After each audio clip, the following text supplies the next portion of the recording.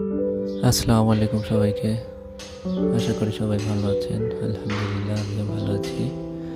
আজ আমরা চলে এসেছি রাজবাড়ী জেলা বালিয়াকান্দি উপজেলার গাড়াখোলা গ্রামে।